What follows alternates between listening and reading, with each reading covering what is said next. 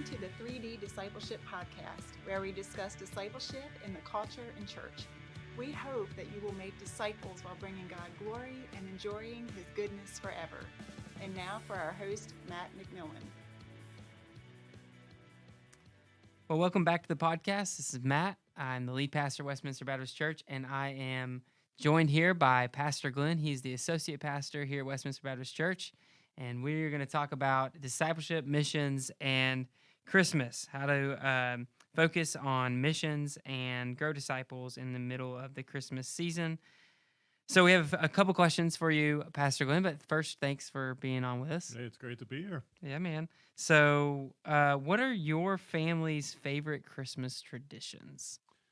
My wife and I are empty nesters now, of course, but we did raise three sons, and so over the years, some of the traditions that we have practiced at our house, simple things like Barbara, my wife, would bake a birthday cake, and so we would sing "Happy Birthday, Jesus," and that kind of kept the focus on what the celebration was all about, whose birthday it really was. Yeah. And Did y'all do that on Christmas Eve or Christmas Day?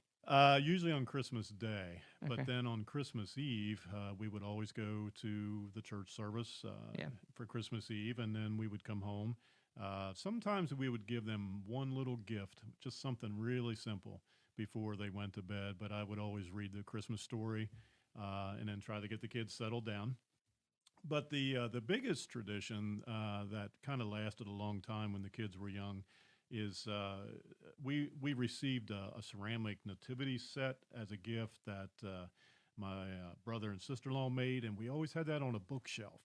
And on that bookshelf, we would hide baby Jesus until Christmas morning. So like every day coming up to Christmas week, they were looking, on their tiptoes, they were looking into the manger area and there was nobody there, So with all the excitement of coming down the steps in their PJs to open up gifts and, all the craziness of Christmas morning, the excitement of that, we would always have them stop by the bookshelf first. And then they would see baby Jesus in there, and their eyes would light up. He's like, he's here. And then we would run to the Christmas tree and start tearing into the gifts. Yeah. But it was a way to just pause before all of the excitement of the gifts and the glitter of Christmas morning and everything, to really just focus on the fact that the most important gift has already been given in the person of Jesus Christ. And what was interesting, Pastor Matt, is they later on, as they started to tour as a band, they actually recorded a couple Christmas albums, and they wrote a song called "The Nativity," which really spoke into this whole story I just shared. So that was a nice surprise to us as parents and blew us away when they did that. So So you mentioned Christmas Eve service. Yeah. Scale of 1 to 10, how worried are you that your candle's going to light your mask on fire? That was just realized actually yesterday at our staff meeting, like 20 minutes or whatever, talking about how to do this well. Yeah. So between the hair and the mask, I got to be really careful, right? So note one for the listeners: if you are attending a candlelight service, keep your candle away from your mask at all times. Yes. Also have a nativity set with out of baby Jesus. Right, it's almost like y'all almost had an elf on the shelf, but it was Jesus. Jesus on the shelf. I like it. Christian way to celebrate that. Yeah. So cool. Okay, so how can people focus on giving rather than receiving during the Christmas season? Well, I got a couple ideas to share about that. Our International Mission Board, IMB, has a slogan of pray, give, and go. And so I think if you kind of break those three things down, it will help us as parents to be very intentional about teaching and modeling this. Because it's one thing to teach this, but you have to model it as parents. So, for instance, look for ways to love your neighbor as Christ modeled. There's a verse in 1 John chapter 3 and verse 17 that says, "If anyone has this world's goods and sees a fellow believer in need, but withholds compassion from him, how does God's love reside in him?" Man, that just pierced my heart the other day when I was preparing for this. And so I got to thinking, like, is there a toy or a game that maybe is in good shape, or some clothes maybe that your kids have grown out of, but they're still in great shape. Could you give that to a child and have your family be part of that? Take time to explain why you would do that. Why would you take a toy out of your house and give it to someone else? Affirm the kids when they practice this and do that and celebrate that moment with them. I think it's really foundational for them having a giving spirit rather than growing up with a more selfish, me first attitude, towards things as they grow older. A couple other things I had here too was to pay attention to where you shop. I love Amazon or whatever, Target or whatever is your place to go. I really do. I'm not personally a great shopper, so that's my go-to place. But I don't know. You got me that mug. You got me a Georgia Bulldog mug. It was spot on. Yeah. So, if you buy something maybe fair trade, or you buy from a local farm or local business, especially during COVID right now, you're supporting people in your community by doing it that way. And you can explain that to your family too, how you're giving as a family for this gift to a local business or a local farm or a fair trade for another country. It's helping other families survive in their business through that. That's important. So that was some of the things I would suggest there. I like that. And one of the things we've been digging into is how D groups can serve during this Christmas season. So those are some good ideas. But, you really have to ask a question too. Is the only way I can give through an organization? And if that's the only thing you can do, which I like what you said, find a neighbor, buy locally, because what that does is it makes it personal. Because giving through an organization, sometimes it's fantastic. I think we should do it. Obviously, we're a church. We give, people give, and we give.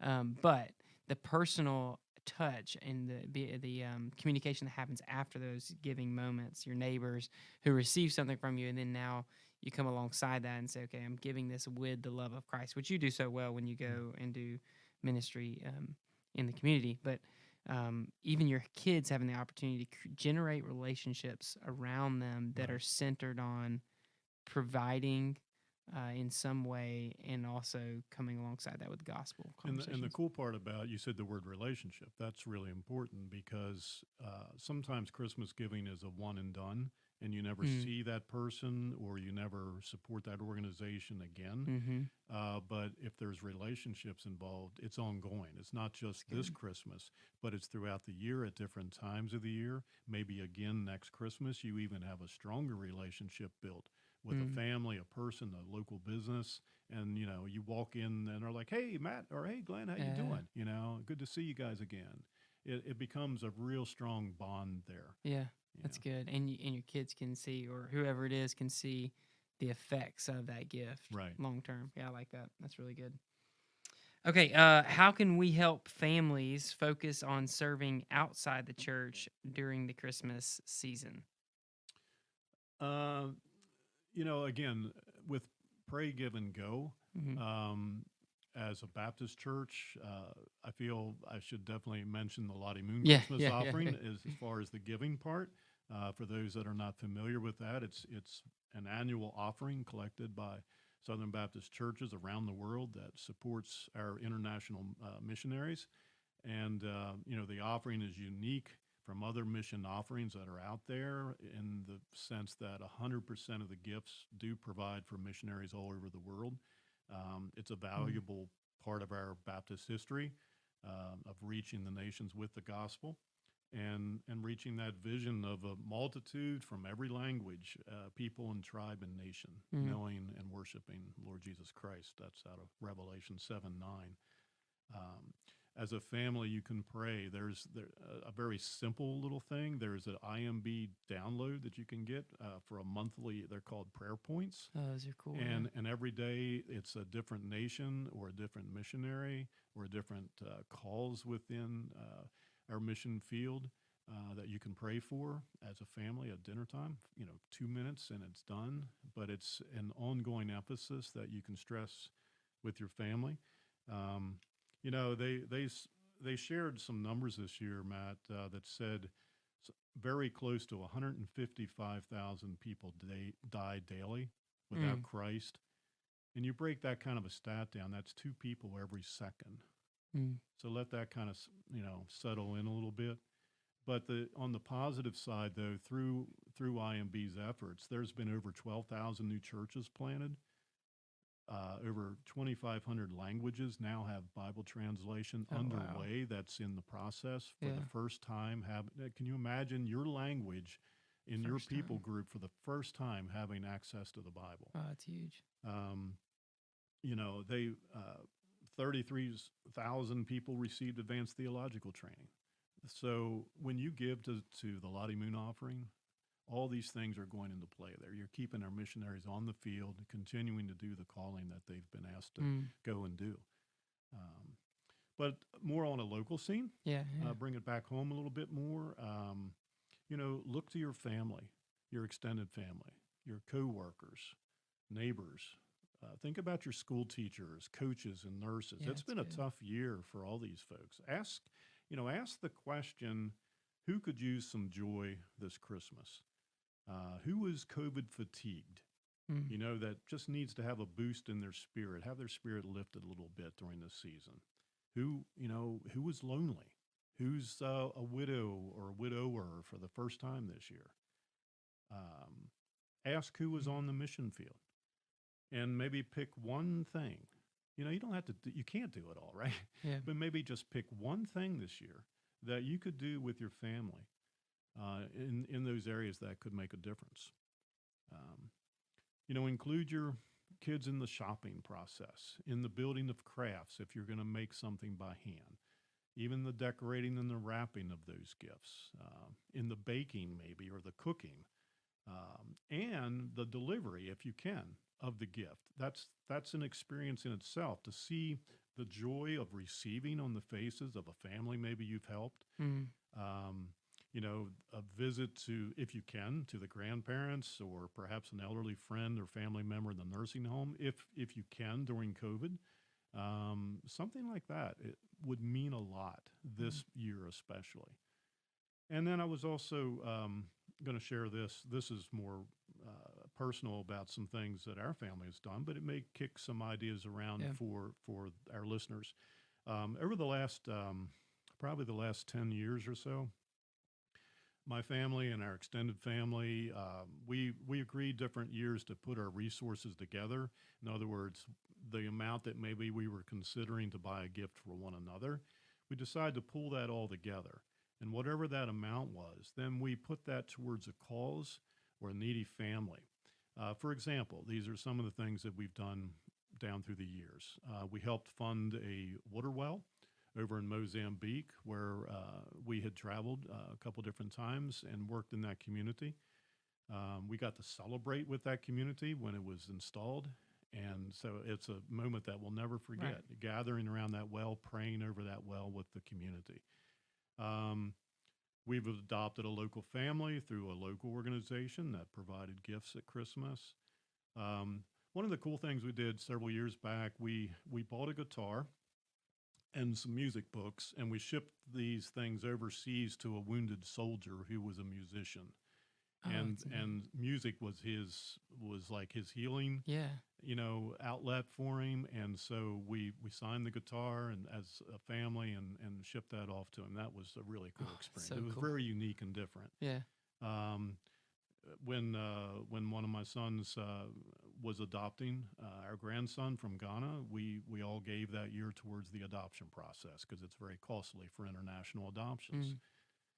This year, again, our extended family, we put together a matching grant and put it out there on social media to help fund a classroom, again, in Mozambique.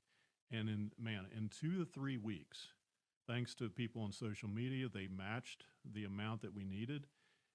We met the goal of like $4,500. Oh, that's awesome. And so that classroom, that project is fully funded now. Oh, man. And what a difference that's going to make. So, this one-time gift that we've been able to give is going to be ongoing now for that poor community in Mozambique.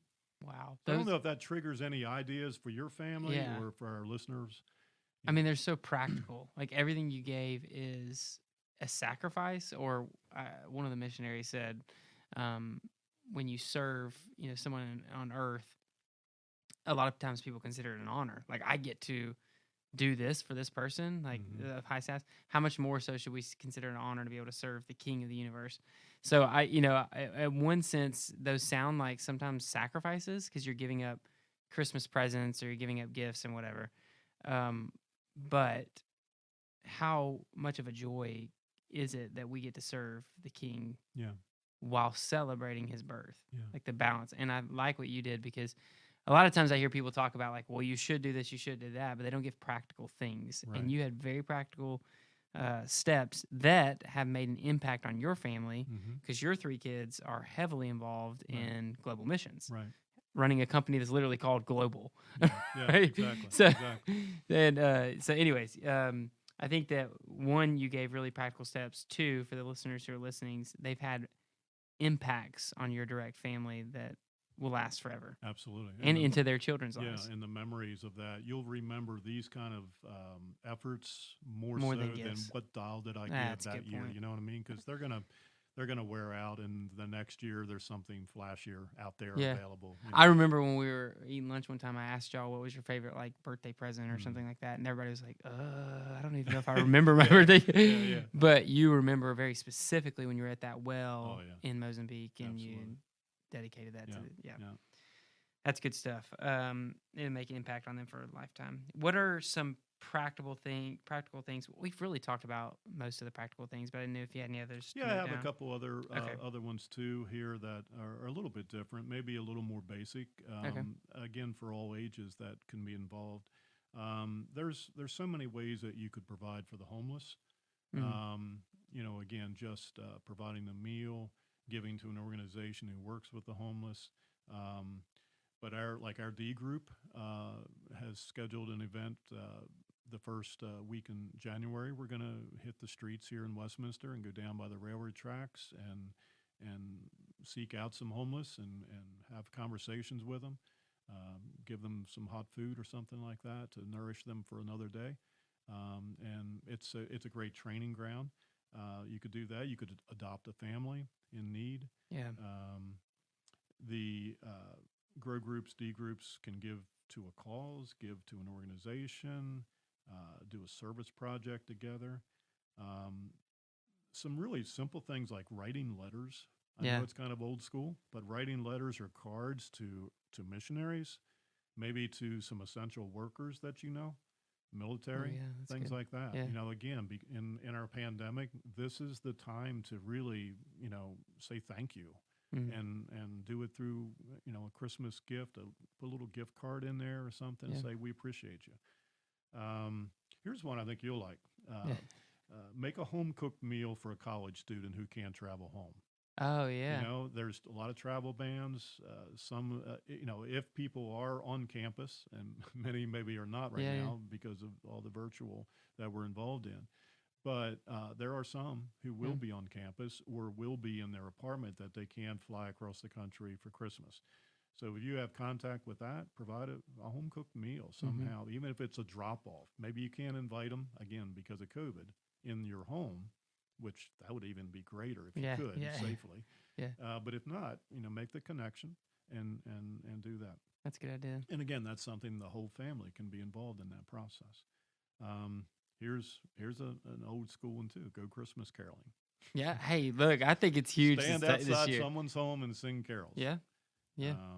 Just to see people is significant in 2020. Exactly. Even if they're standing at their door and we're in the yard. Right? Yeah. And Operation Christmas Trout, our church has already done that. We packed like 135 boxes this year, which was more than we did last year. Yep. So even during COVID, that was successful for us.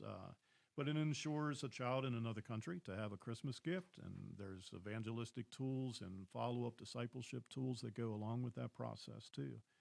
And then with our church commitment to Haiti, there's an orphanage it's called IDD at the Joshua House where our teams stay.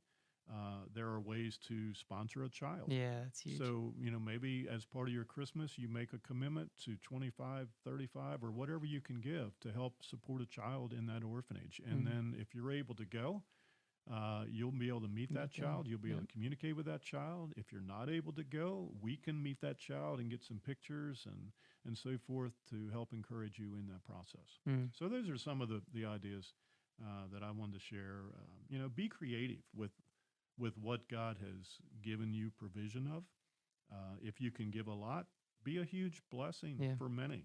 And if your giving capacity is limited, then give in ways that you can with the right heart. It's not about the gift as much as the spirit in which the gift is given is what I want to communicate to you all. Yeah. And just do something. Yeah, do something. Just do something. Yeah. Do one thing this Christmas season that is different than you did last year to communicate service and missions to your kids or into those around you. If you're crafty, you can make things and it's really no cost involved. Yeah. So take advantage of that as well. One of the things, and I won't say her name, but she shared it with me yesterday, and she said, there was an older member, kind of a saint of the church, who would take her alongside her when she'd go do ministry opportunities every single year for the same celebration. She would take her alongside and go do ministry opportunities to widows. And it actually made her think that holiday, which was Valentine's Day, was about taking care of widows. She didn't think that Valentine's Day was about couples and relationships. So another encouraging thing to just anybody who's listening is, maybe you don't have children, maybe you're not in that phase. Can you just pull somebody alongside you to do writing cards, to go do ministry to widows, to whatever you do, take somebody alongside with you. So I think that's a good opportunity for those who might not be celebrating Christmas the way they did years ago with children or whatever it may be.